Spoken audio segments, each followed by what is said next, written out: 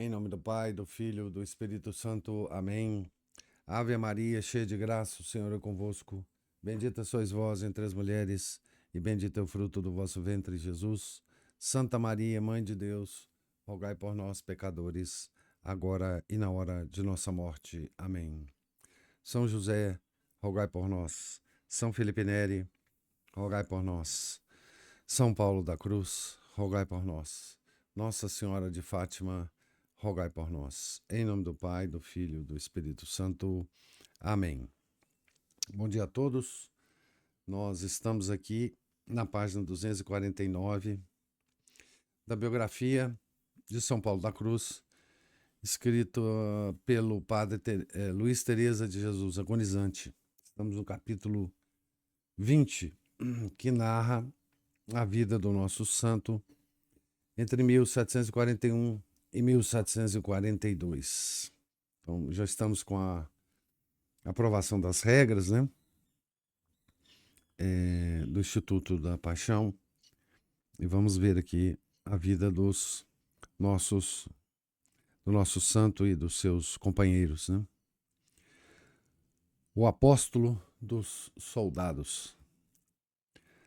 As ordens e congregações religiosas, assim como os indivíduos, recebem graças especiais referentes à missão a que Deus os destina. Agora que o Instituto da Paixão recebeu das mãos da Igreja a incumbência oficial de pregar a Jesus e Jesus crucificado, já podemos entrever quais sejam essas graças e qual a sua eficácia e fecundidade. Veremos também o nosso santo alçar o voo das alturas do Argentário e estender as asas de apóstolo. Chegamos ao zênite deste ardente sol que vai abrasar o mundo. Paulo tem 47 anos. Idade em que a experiência, unida ao vigor, opera o bem mais sólido e duradouro que na juventude. Ademais, por graça extraordinária, possui uma dessas naturezas invejáveis, que nunca envelhecem e cujo vigor se renova como o da águia. Essa chama o acompanhará até a idade mais avançada. A começar de agora, caminharemos de prodígio em prodígio. Encontramo-nos novamente no teatro da guerra. Enquanto os combatentes banham com sangue humano algumas regiões da terra, sempre pequena para suas ambições e para sua glória, Deus se serve de suas ambições para a própria glória, para o triunfo da Igreja e salvação das pessoas. O falecimento de Carlos VI suscitara contra a Áustria a famosa Guerra de Sucessão, imortalizada pelo sublime brado da Hungria: morramos pela nossa rainha Maria Teresa. Muitos pretendentes disputavam entre si os diversos despojos do império, como os reis de Espanha e das duas Sicílias reclamavam a Lombardia para Dom Filipe. Parma e Placência reforçavam consideravelmente as guarnições no litoral toscano. Por outro lado, avançavam poderosas tropas austríacas. Tudo pressagiava o próximo reluzir do raio das batalhas. O Duque de Sangro, generalíssimo dos exércitos aliados, desejando que os soldados se preparassem para a luta como verdadeiros cristãos, apelou para o santo do Argentário para que lhes pregasse, quanto antes, grandes missões, sucessivamente em Orbetelho, Porto Ercole e Pisa.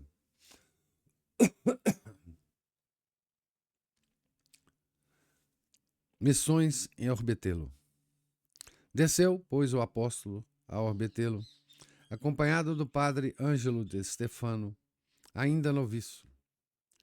Colocaram na ampla praça um tablado, de sobre o qual Paulo dirigia a palavra divina à imensa multidão de fiéis e a milhares de soldados de diversos idiomas e nações. italianos, espanhóis, franceses e suíços. Renovou Nosso Senhor na pessoa de seu servo os prodígios da igreja nascente. Pregava Paulo em italiano e os soldados entendiam como se falassem suas próprias línguas, pelo que, estupefatos, exclamavam: Não é porventura italiano esse sacerdote? Como é então que fala o meu idioma e o de meus companheiros, e todos ao mesmo tempo? E todos pendiam de seus lábios, sem perder palavra daqueles comoventes sermões. A compulsão era geral.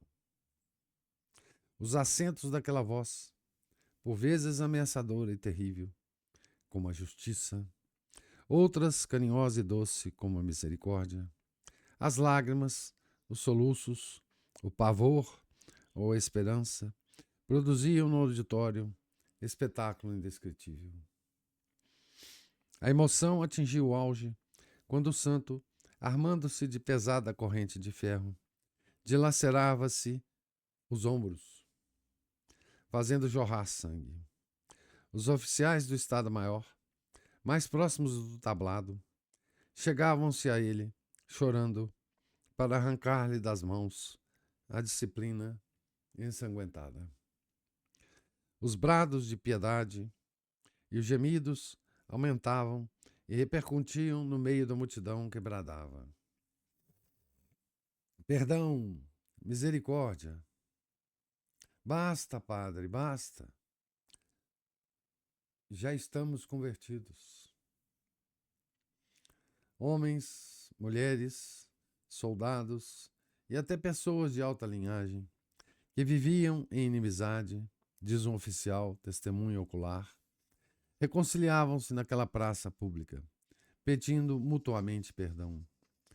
Colocaram sob o tablado, aos pés do pregador, livros obscenos e ímpios, baralhos, etc. Paulo lançou-os imediatamente ao fogo, espetáculo que sobremaneira incitou ao arrependimento todos os assistentes. Aqui nós vemos no século, 3 séculos depois, né? Aquelas manifestações de São Bernardino de Sena, né? Na época de São Bernardino de Sena, das fogueiras da vaidade, né?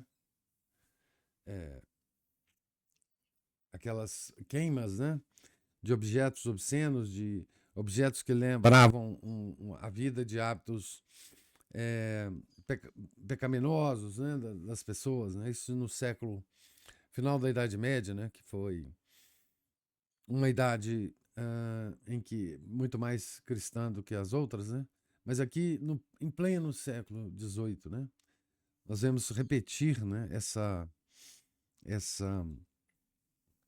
prática da fogueira das vaidades, né? Apenas descia do estrado, todos corriam para ele e lhe circundavam o confessionário. Ouçamos ainda um depoimento simples e sincero, como é comum ser o do soldado. Vamos resumi-lo. Abre aspas aqui para o soldado, né? Pregava o padre Paulo com tanto zelo que o rosto se lhe inflamava. Sua voz atemorizava, compungia e convertia os pecadores. Em suma, o dedo de Deus era visível. Assim como atemorizava, no decurso do sermão, era todo doçura ao terminá-lo. Enternecia os corações e a todos inspirava confiança em Deus e esperança do perdão. Fecha aspas para o soldado. Todo o povo, comovido e contrito, derramava abundantes lágrimas. O que Paulo semeava nos sermões, colhia no tribunal da penitência, em que era todo caridade. Muitos soldados, que se não atreviam a confessar-se, temerosos pelas faltas cometidas, fizeram-no a conselho dos companheiros, que já haviam tocado, por assim dizer, com as mãos, a afabilidade e a doçura extraordinárias do servo de Deus, para com os pecadores, principalmente para com os mais infelizes. Essa pregação produziu em Orbetelo admiráveis conversões.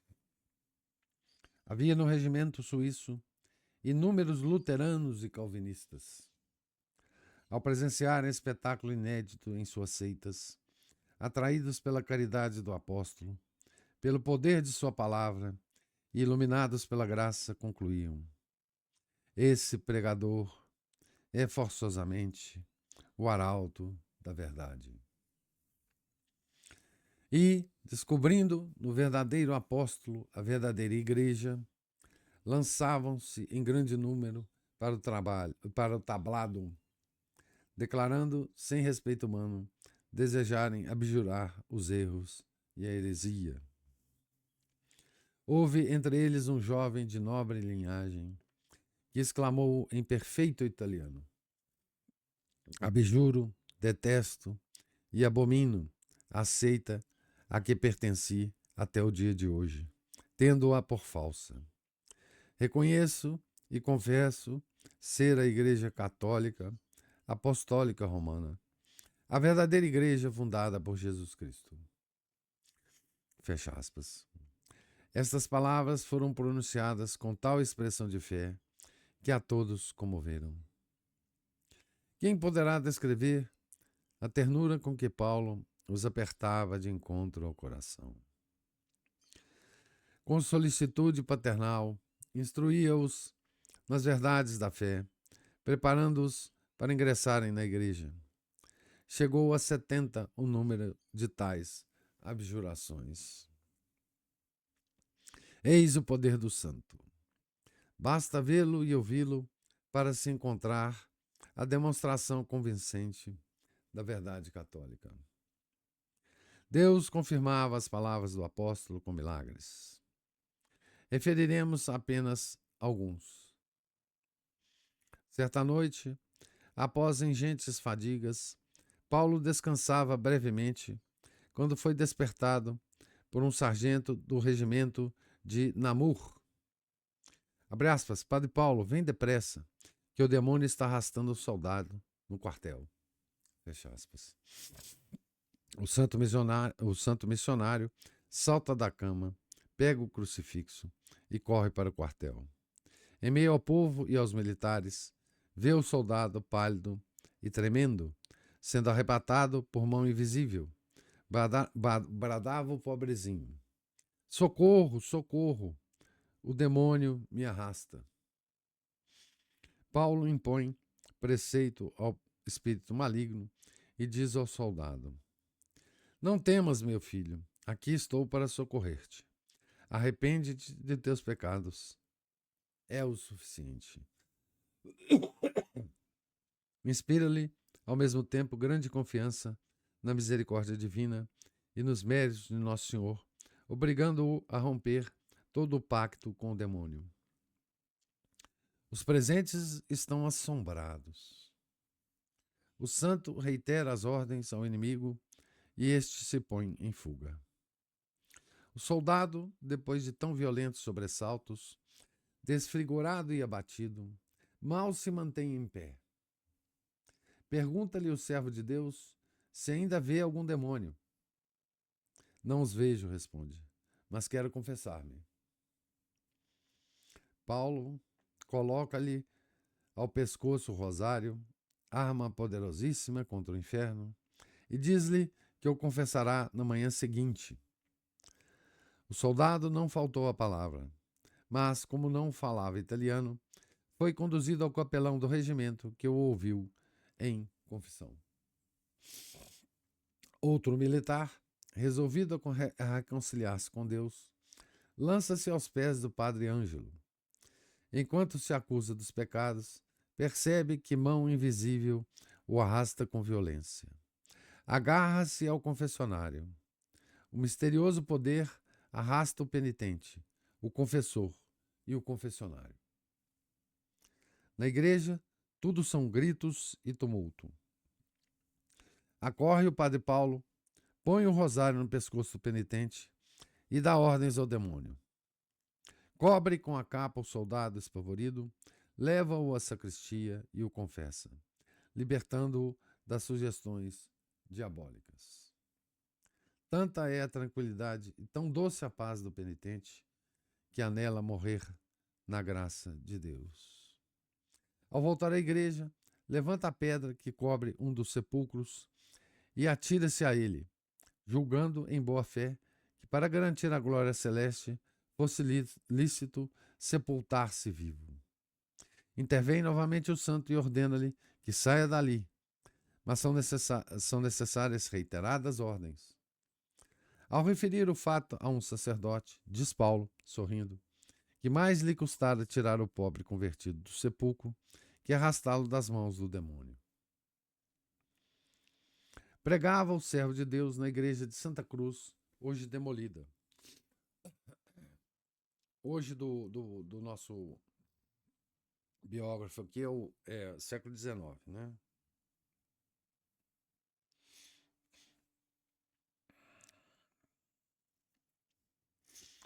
Detém-se de repente e exclama: pobres irmãos meus, pobres irmãos meus. Desce do estrado e dirige-se para a porta do templo. O povo o acompanha. Lá chegados, veem, desolados, enorme incêndio nos bosques que circundam o retiro da apresentação. Traça o santo o sinal da cruz e as chamas se apagam. A fumaça, como nuvem sombria, eleva-se aos ares e desaparece. No último dia da missão, organizam uma procissão de penitência.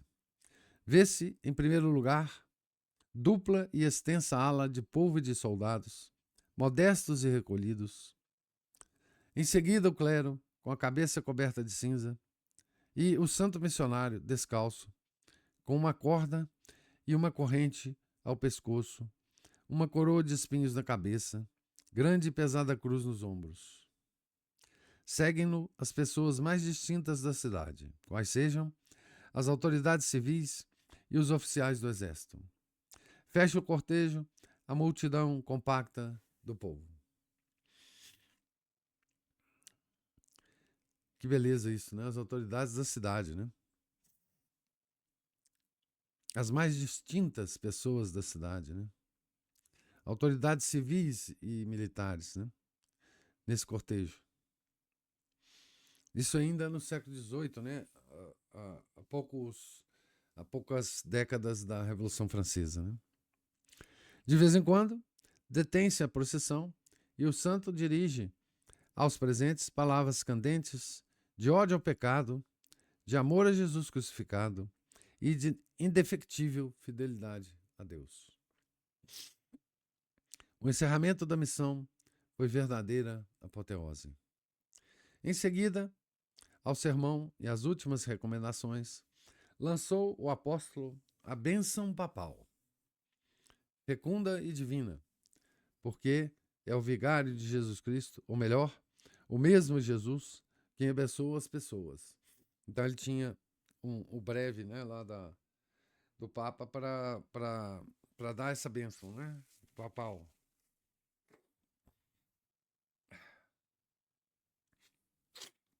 Se não me engano, a minha memória está me servindo aqui, essa concessão o Papa tinha dado a ele antes mesmo da aprovação das regras, né? A benção papal. A prova temo-la no seguinte milagre. Um infeliz soldado, apesar dos exemplos dos companheiros, permanecia invencível na obstinação. No momento solene da bênção apostólica, enquanto todos inclinavam respeitosamente a cabeça, ele a conservava levantada. Mas que prodígio! Reparou que o grande crucifixo que o missionário segurava despendia-se de sua mão direita e abençoava a multidão.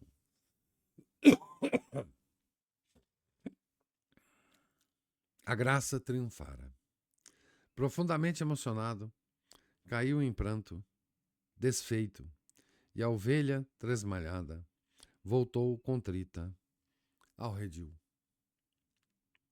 Como sempre, o humilde apóstolo subtraiu-se às manifestações de regozijo e correu a ocultar-se em sua modesta cela, assim como os anjos que, cumprida a missão na terra, voam para o céu. Mas, essa apoteose foi perturbada por imprevista catástrofe que mergulhou na dor uma família inteira. Ao retirar-se o povo da igreja, terminada a bênção papal, um menino da família Benetti, chamado Vicente, que se divertia no terraço da casa paterna, caiu à rua e ali ficou sem dar sinal de vida. Todos o consideraram morto, inclusive os médicos. A pobre mãe lamentava-se em brados lancinantes e pedia entre soluços: o santo missionário, o santo missionário. Paulo recebeu o recado ao pôr os pés no barco que o levaria à outra margem do lago. Regressou imediatamente à cidade e dirigiu-se à casa da desolada família. Tomou nos braços o menino, como para aquecê-lo com um hálito. A vida retorna. E o pequeno corre para os braços da mãe, que não acredita nos próprios olhos. Então, aqui, deixa eu ler só mais um item aqui desse capítulo. Missões em Porto Ercole e em Porto Longone. Aqui, a descrição do nosso biógrafo era apenas em Orbetelo, né?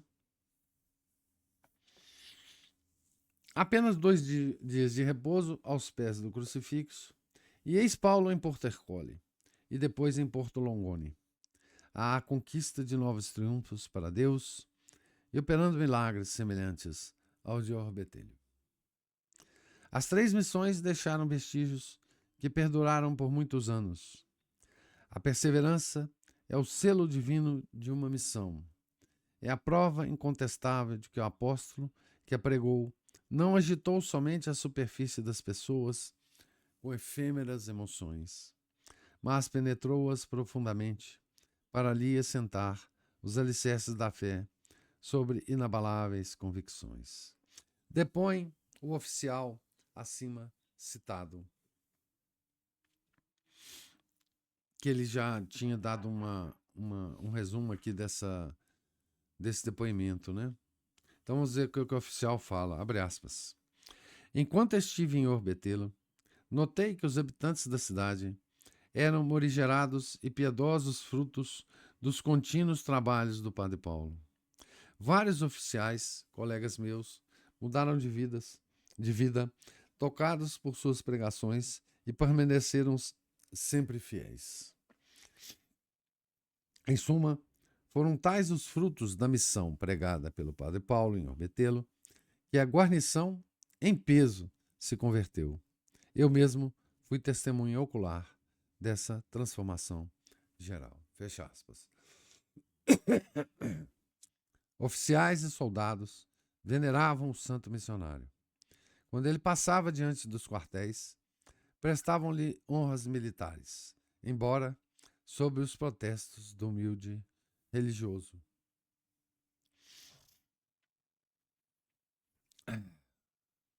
Deixa eu acabar o capítulo aqui, porque só falta mais um item aqui. Defensor dos soldados. Paulo jamais cessou de exercer em favor dos militares sua solicitude e seu zelo, e estes, por sua vez, elevaram, de vez em quando, de sua guarnição, o olhar para o Monte Argentário, onde lhes parecia ver o amado Pai, qual anjo do céu, estendendo sobre eles suas asas protetoras. Eis alguns fatos que nos falam da sua poderosa influência sobre o espírito militar. E aqui a gente está falando de militares de diversos países, né? Só lembrando desse fato, né? Eis alguns fatos que nos falam da sua poderosa influência sobre o espírito militar. 2 oficiais espanhóis odiavam-se de morte. Um fora ferido à espada pelo outro. A injúria reclamava reparação pública pelas armas. Ao ter conhecimento da contenda, pôs-se Paulo em atividade para evitar o duelo. Empresa tanto mais difícil e delicada, quanto é certo que se encontrava não só ante o ódio mais profundo, como também ante o falso ponto de honra, de que tão cioso se mostra o amor próprio do soldado. Não obstante, consegue reconciliá-los e fazê-los novamente sinceros amigos. Quando algum soldado era condenado à morte, o apóstolo, empurrando o crucifixo, o assistia, exortava-o ao arrependimento, purificava-lhe a alma no sangue do Redentor, suavizava-lhe os horrores da morte e abria-lhe de par em par as portas do paraíso. Na missão de Porto Longone, na ilha de Elba, um soldado fora condenado à morte. Vieram ter com o santo alguns oficiais, rogando-lhe obtivesse do governador indulto para o condenado, mais infeliz do que culpado. O pobre soldado tentara desertar. Correu Paulo ao palácio e solicitou audiência. Responderam-lhe os contínuos que o governador, ao firmar a sentença de morte, não recebia pessoa alguma antes da execução. Era ordem formal, absoluta e inviolável. Não podiam, portanto, introduzi-lo sem se comprometer. O santo insistiu que dissesse ao chefe que Padre Paulo necessitava falar-lhe de assunto urgentíssimo. Renderam-se os contínuos. Ao ouvir o nome de Paulo, o general permitiu que o conduzissem à sua presença. Estava em seus aposentos, sentado, o queixo apoiado no cabo da espada desembainhada, com a ponta voltada para o chão, imóvel, à espera da comunicação de que fora executada a sentença. Sempre tão afável para com o servo de Deus, recebeu-o desta vez sem voltar-se e perguntar-lhe rispidamente: então, Padre Paulo, que deseja? Excelência, respondeu o santo, um indulto para condenado à morte. Não posso, replicou o governador, e às mais eficazes razões, às mais vivas súplicas de Paulo, respondia sempre: não posso, não posso. Pois bem, exclamou o apóstolo, já que Vossa Excelência não pode conceder essa graça, outorgue-a a Nosso Senhor. E bateu com a mão direita na parede. O edifício se abalou até os alicerces, como se tivesse havido violento terremoto. Pois não, Padre Paulo, pois não, anuiu o general, espavorido. A graça está concedida. Assim, foi liberto da morte esse soldado que já estava para ser executado. Já que falamos do apostolado de Paulo entre os soldados, permita-se-nos referir um fato ocorrido mais tarde, em 1748. Note que esse capítulo aqui fala da vida do apóstolo até 1742, né? Então ele está adiantando a história aqui para nós. Certa manhã, ao romper do dia, o comandante da guarnição de Orbetelho entregou um bilhete ao barqueiro de Aposa, encarregando-o de levá-lo imediatamente ao padre Paulo no retiro da apresentação. Incumbiu, outro sim, de conduzi-lo ao quartel de Santa Bárbara, onde havia um soldado possesso do demônio. De Aposa, avistou o servo de Deus em companhia de outro religioso. Desciam a montanha, recitando as ladainhas de Nossa Senhora.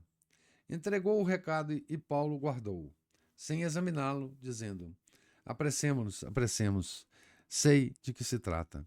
E continuou a oração. Ao tomarem um barco, interrogou o barqueiro: Vieste buscar-me para o soldado? Este, admirado, quer saber quem lhe dissera. Eu o sei, respondeu o santo. No quartel, tudo era susto e confusão. O demônio levantara do solo o infeliz soldado e ninguém conseguiu neutralizar a violência satânica, por mais esforços que empregassem. Paulo começou o exorcismo, mas bradava o demônio com ar de burla. Este entregou-me a alma a troco de dinheiro. Jamais cunhastes moeda, disse o santo. Não podes ter dinheiro senão roubado. Ademais, injusto é o contrato, porque esse infeliz tem a obrigação de entregar a alma a quem lhe a deu. E continuou o exorcismo. Não pôde o demônio resistir. Fugiu, caindo o soldado desfalecido. Ao tornar a si, confessou-se com verdadeiro arrependimento. Os companheiros fizeram o mesmo. Paulo passou o dia todo no confessionário. Então, eis aqui o final do capítulo, né? Da descrição dessas maravilhas, né? Que o santo operava em suas missões, né? Aqui com os soldados, né? E com as tropas, né? E quando precisa, com os poderosos, né? Eu imagino esse último milagre que ele fez ao conseguir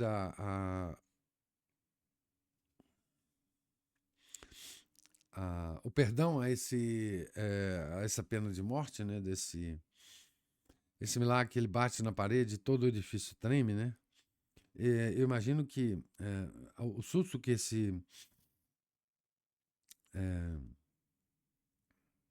o que era governador, quem que era?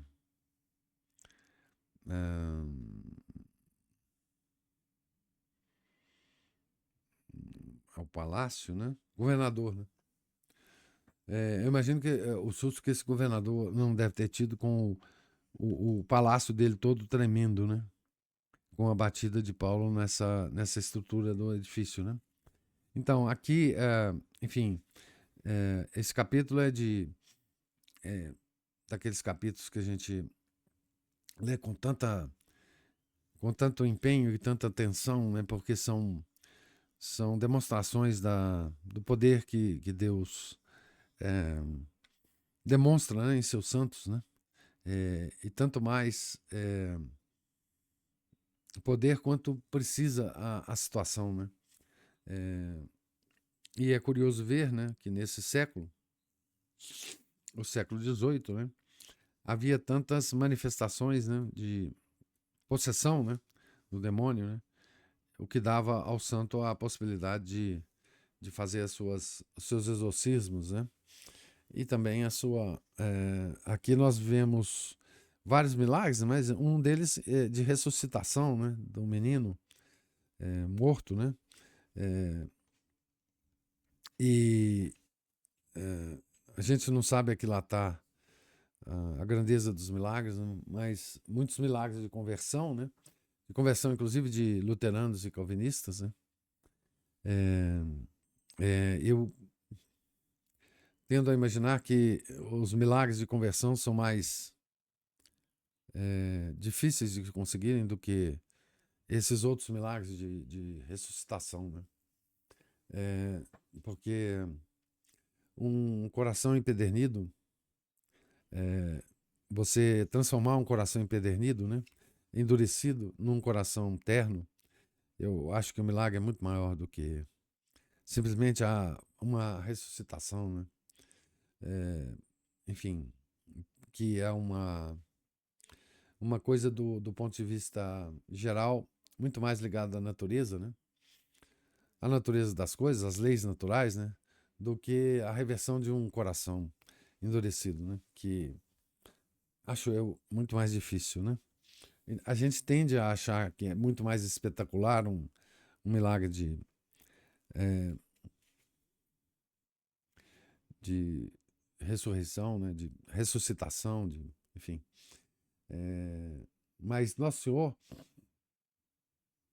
ele parece ter aludido a isso, né?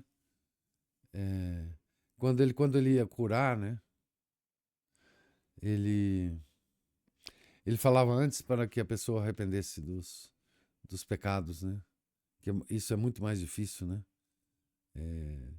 E ele sempre ligava ao milagre que ele estava fazendo, físico, paralítico, cego, etc., leproso, à fé e à vontade da pessoa de se arrepender dos pecados, né? Então, eu imagino que, e para o coração do apóstolo, né? Para o coração do Padre Paulo da Cruz, né? Eu acho que era muito mais significativo essas conversões, né? Que através dele acontecia do que esses outros milagres, né? Que são mais mais de controle das leis físicas, que é uma coisa mais baixa, né? Mais que a gente imagina muito mais fácil para Deus operar, né? Porque, enfim, ele controla de fato tudo que acontece no universo e pode controlar de forma diferente em casos diferentes, né? Mas a vontade do coração do homem ele não controla, né? Então é a única coisa que Deus quer que a gente dê a ele exatamente o que ele não controla na gente, né? Que é a nossa vontade, né? Mas que beleza, né? O capítulo é maravilhoso e mostra todas as graças que Deus derramou nesse instituto, né? E tomara que ainda derrame, né? Mas eu queria ouvir de vocês as observações e comentários, se houver.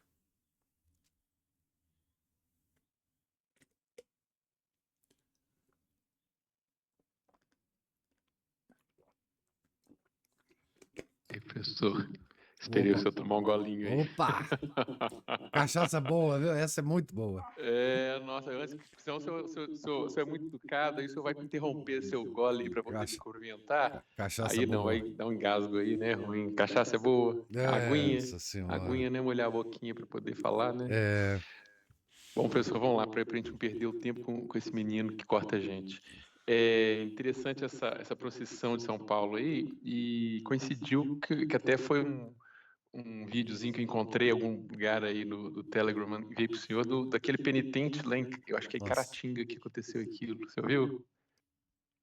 Né? Só para quem não viu, ele estava vestido com aquele capuz antigo de penitência, parecendo com o Cruz Clã, né? Mas a Cruz Clã se inspirou, a verdade, neles. Para não se identificar, carregando uma cruz de 15 quilos e mais uma cavadeira amarrada na cruz, subiu o morro todinho, até no alto lá onde tinha uma igreja, rezou lá, cavou o buraco e plantou a cruz. E ele estava pagando a promessa e também ele estava pedindo chuva, né? Porque estava já seca, o abastecimento de água, inclusive, estava ficando meio comprometido. E na noite seguinte, caiu um toró lá que alagou a cidade, em plena época seca, né? Ou seja, Deus, ele escuta os penitentes, né? O penitente, ele dá as costas completamente para as coisas, se volta totalmente para Deus, então favorece a ter uma união, né, de amor com Deus e para Deus aí, né, que muita gente subestima, né? Isso é coisa de o quê? Deve ter sido ano passado, se não me engano. Eu vou dar uma olhada lá.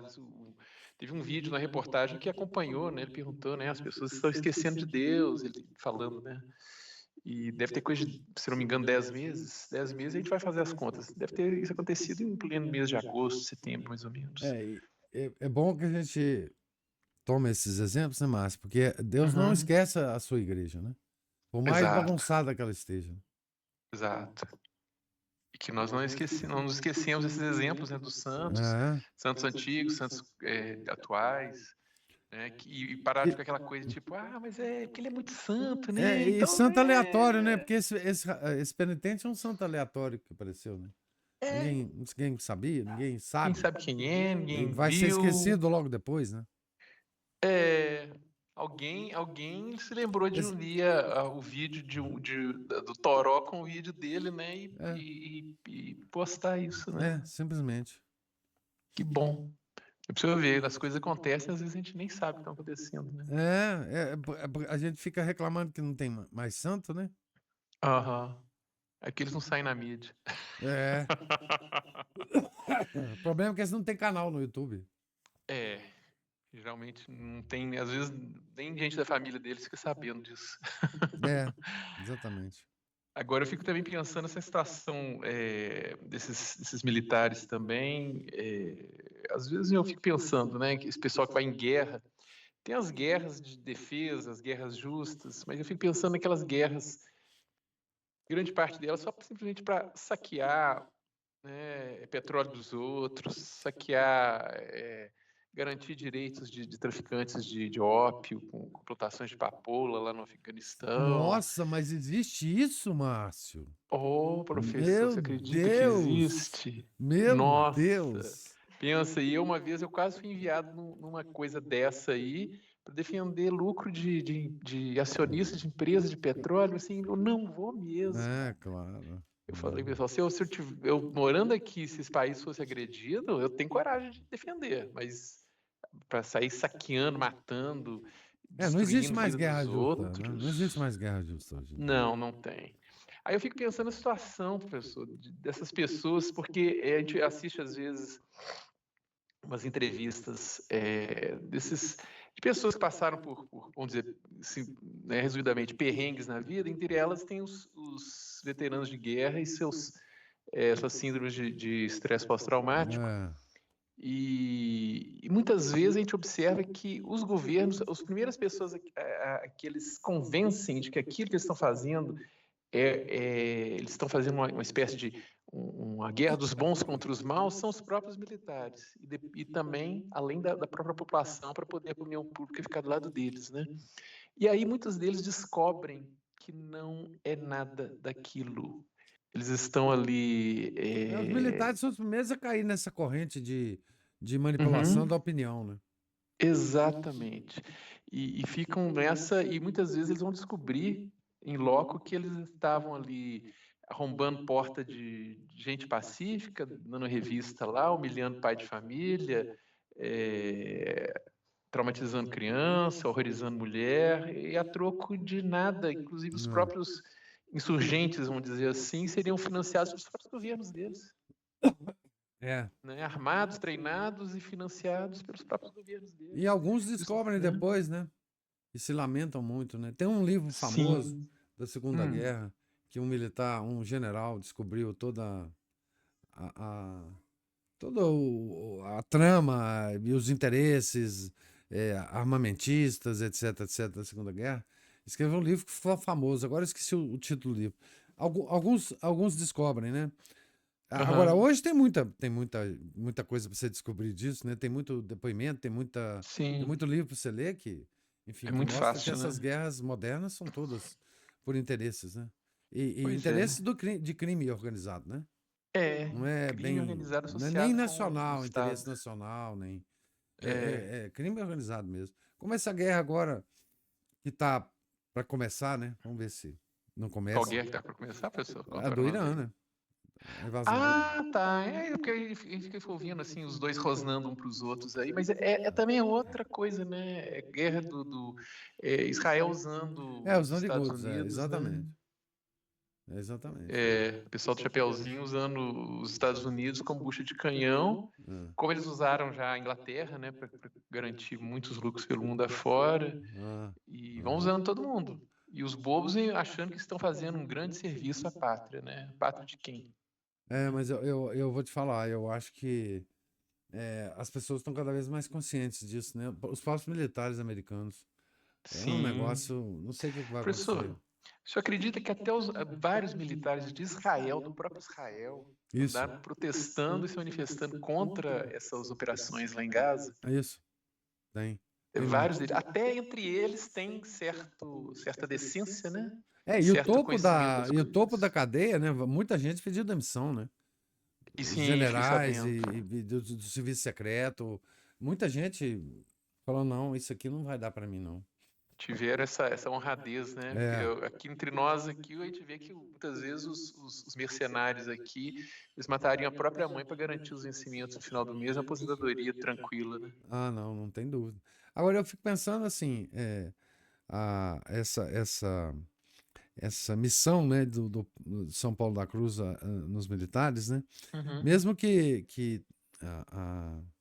o bem que ele tirava disso era a conversão das pessoas, né? A conversão Sim, é o dos principal. soldados, né? Não Uhum. era terminar com a guerra ou Não, tornar as coisas. Não, era a conversão dos exato. militares, das pessoas, e para que se ele fosse morrer, ele tivesse uma boa morte, né? Sim, Na guerra, exatamente. enfim. Como dizia o padre Palotti, né? O único mal é o pecado, né, professor? O único mal que você tem que combater é o Ô, pecado, Você né? já classificou aquele negócio? Ô, professor, eu tenho vários classificados dele. Se eu quiser um, eu arrumo depois pro Oh, senhor. meu Deus, é claro que eu quero, ué. É, vou Eu sou levar pro pidão, senhor. cara, eu sou pidão. É, você é igual filho de cego, minha mãe Não falava. sou. Não pode ver nada que tá pedindo. Sou. Sou igual filho de cego. Sou exatamente. É uma expressão, Pidão não sei se demais. lá na terra do senhor tem essa expressão. É, isso mesmo. Então, tá igual filho de cego, não pode ver nada que você tá pedindo. É, isso mesmo. Pois é, desenterrando mais uma. Professor, Pois tá, é. beleza, agora vamos deixar um tempo aqui pro resto do pessoal falar antes que o menino nos corte aí. Isso. Mas muito obrigado pela oportunidade. Uai, obrigado a você, meu cara. Mais alguma observação, comentário? Então, Deus lhes pague a presença, a paciência. Amanhã eu vou receber uma família agora esse final de semana. E amanhã vou concentrar aqui na família. Então a gente vai ter a próxima nossa leitura, vai ser na segunda. Amanhã nós não teremos a leitura, não. Dia de Santo Antônio, né? Dia do grande Santo Antônio. Mas a gente se encontra então na segunda. Tenham todos um santo dia, um santo final de semana, uma grande festa de Santo Antônio. Fiquem com Deus. Em nome do Pai, do Filho, do Espírito Santo. Amém. Ave Maria, cheia de graça, o Senhor é convosco. Bendita sois vós entre as mulheres, e bendito é o fruto do vosso ventre, Jesus. Santa Maria, Mãe de Deus, rogai por nós, pecadores, agora e na hora de nossa morte. Amém. São José, rogai por nós. São Felipe Neri, rogai por nós. São Paulo da Cruz, rogai por nós. Nossa Senhora de Fátima, rogai por nós. Em nome do Pai, do Filho, do Espírito Santo. Amém.